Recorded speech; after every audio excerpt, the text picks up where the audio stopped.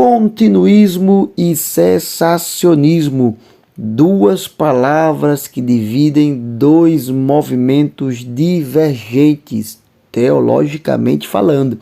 Essa divergência gira em torno dos dons espirituais e talvez essa seja uma das coisas que tem em comum entre esses dois movimentos, é que ambos tratam ou dizem respeito aos dons espirituais.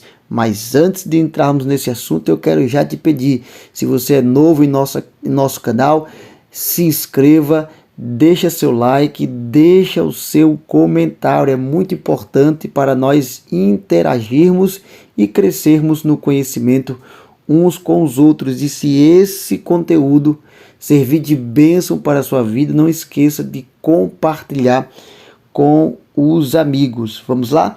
Vamos entrar nas conceituações, nas definições destas palavras. Vamos começar pelo cessacionismo.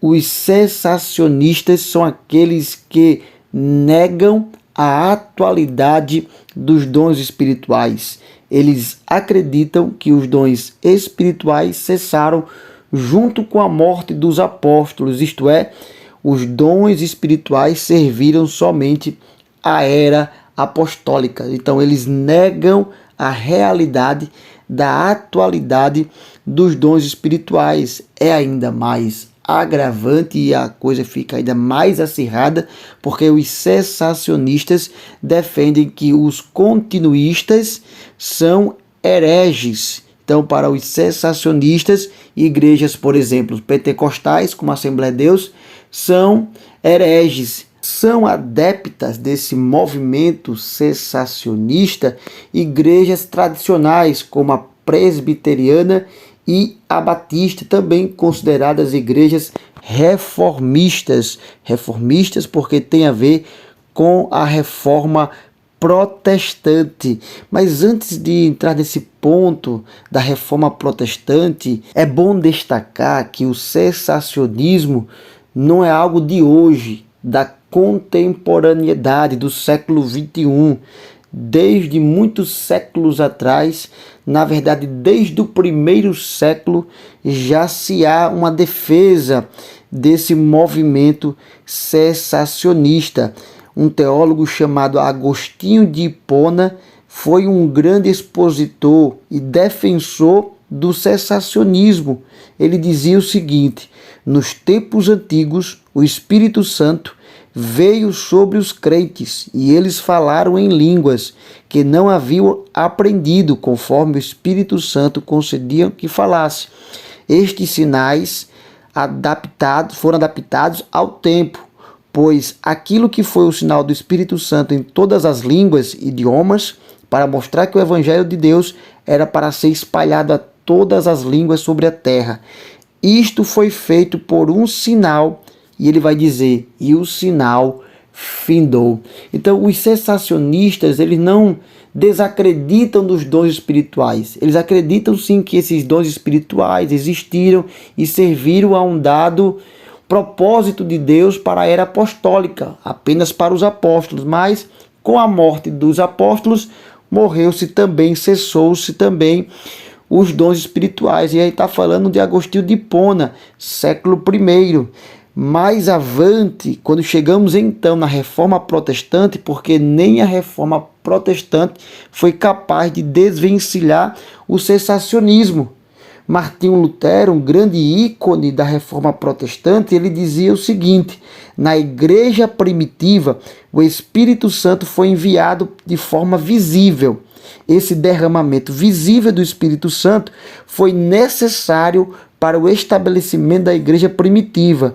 Paulo explicou o propósito desses dons miraculosos do Espírito em 1 Coríntios, capítulo 14, versículo 22. Uma vez que a igreja tinha sido estabelecida e devidamente anunciada por estes milagres, a aparência visível do Espírito Santo cessou. E assim como Martim Lutero, João Calvino, outro também ícone do protestantismo, também defendia o cessacionismo, e isso perdurou durante vários séculos posteriores. E a gente tem hoje essas igrejas reformistas que são baseadas nesses ensinamentos desses protestantes como Martim Lutero e João Calvino, que defendiam a cessação dos dons espirituais. Eles negavam a atualidade dos dons espirituais. É então que no início do século XX surge um grande movimento para rebater o cessacionismo. Surge então o movimento pentecostal, surge então o pentecostalismo lá em Los Angeles, nos Estados Unidos, na famosa Rua Azusa, que acontece aquele reavivamento, a manifestação mais efusiva do Espírito Santo, mais carismática, um poder do Espírito Santo desce sobre servos e servas de Deus, e esse reavivamento ganha proporções por todo o mundo, inclusive no Brasil, com a chegada então da nossa Assembleia de Deus. Então se acende com muita força esse movimento do continuismo, apesar de que a gente não pode confundir continuismo com pentecostalismo. São coisas diferentes, mas isso pode ficar para um outro momento. O continuismo, a grosso modo, é a atualidade dos dons espirituais. Os continuistas acreditam que os dons espirituais não cessaram com a igreja primitiva, com os apóstolos, na verdade, mas que até os dias de hoje os dons espirituais ainda servem à igreja da contemporaneidade. Então todos os dons para os continuistas estão à disposição para os crentes dos dias atuais. É o carisma do Espírito Santo. Dentre tantos textos bíblicos que podem ser utilizados como base para defender o continuismo, acredito que o mais importante é Marcos 16, visto que no Evangelho de Jesus, segundo relatou o evangelista Marcos, nesse capítulo 16, nós encontramos uma ordem de Jesus, a promessa de Jesus, e um terceiro aspecto seria a quem foi dada a ordem e a promessa. A ordem de Jesus é: ide pregai o evangelho a toda criatura. A promessa é: os sinais seguirão.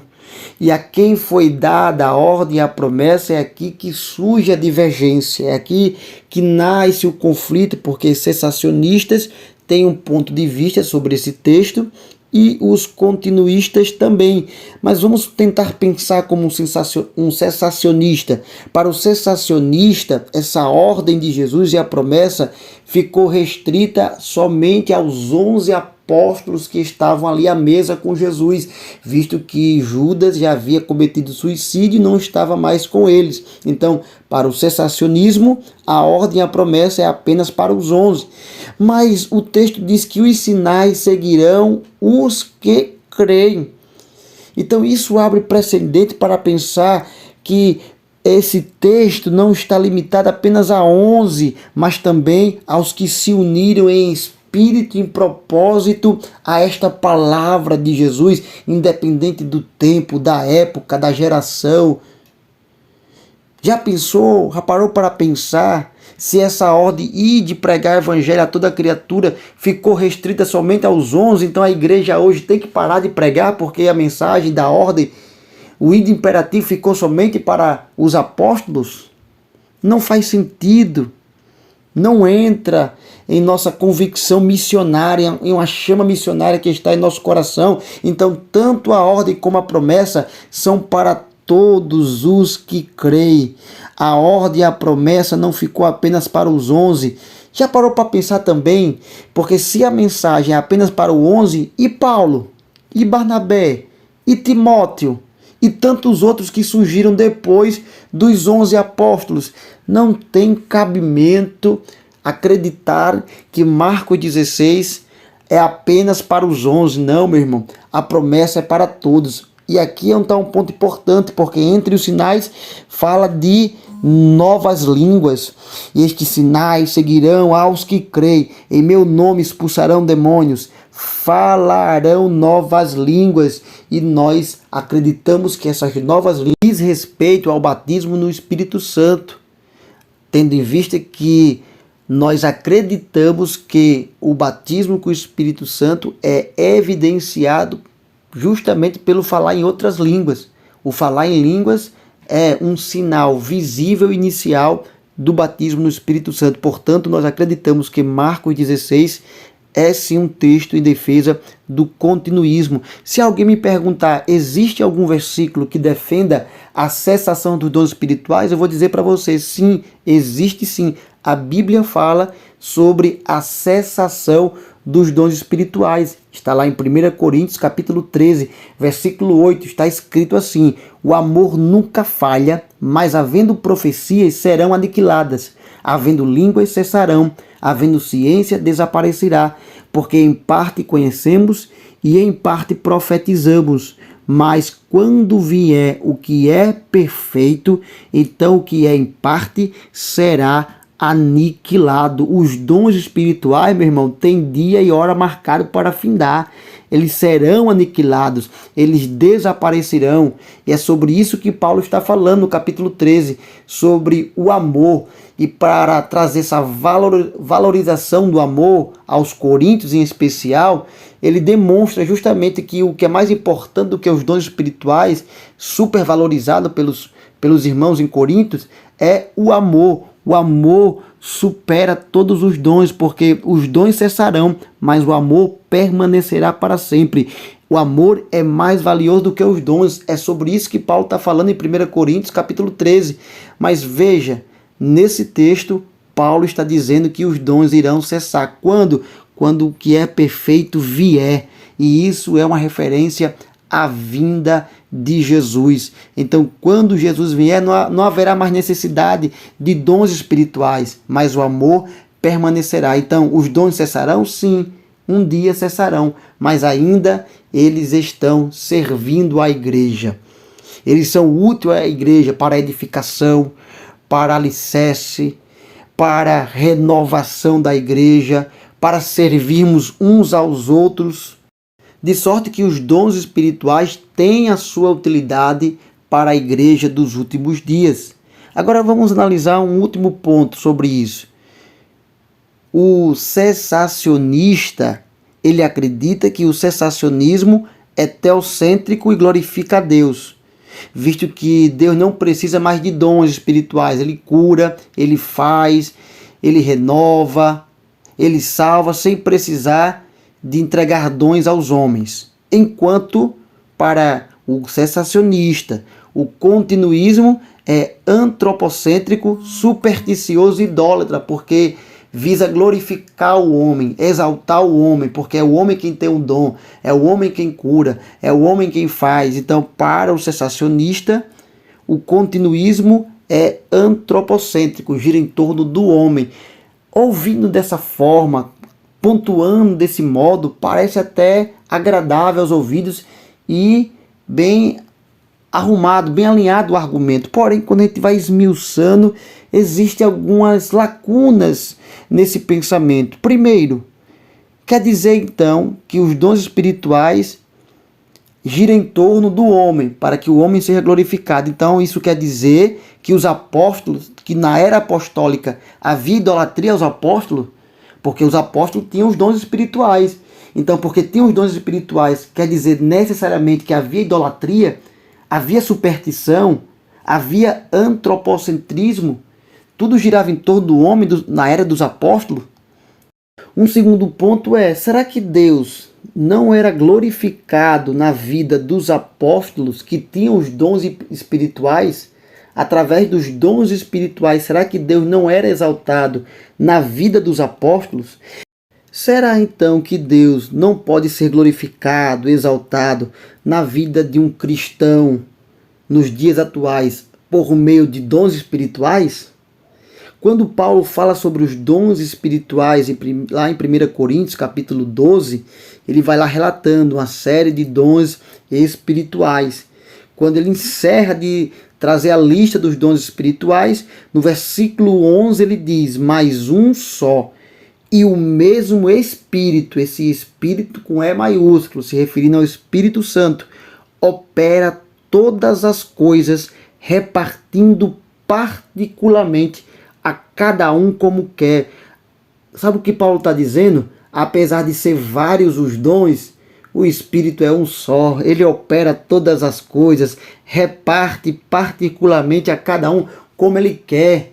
Então, o fato de homens terem dons espirituais não quer dizer que é o homem quem age da sua maneira, mas pelo contrário, o homem tem um dom espiritual para agir de acordo com a vontade do Espírito Santo, para que o Deus Pai, o Deus Filho e o Deus Espírito Santo seja glorificado. Então, os dons espirituais existem para a igreja, para que Deus seja glorificado, para que a igreja seja edificada, para que o Espírito Santo capacite, venha aprimorar a obra do Senhor na terra. Então, nós defendemos o continuismo por acreditar que tem fundamento na palavra de Deus. Eu espero que esse estudo tenha abençoado a sua vida, tenha contribuído com o seu aprendizado na palavra de Deus. Se você ficou comigo até o final, não esqueça de deixar o seu like. Se por acaso você quiser deixar sua contra-argumentação, algumas lacunas que ficaram nessa mensagem,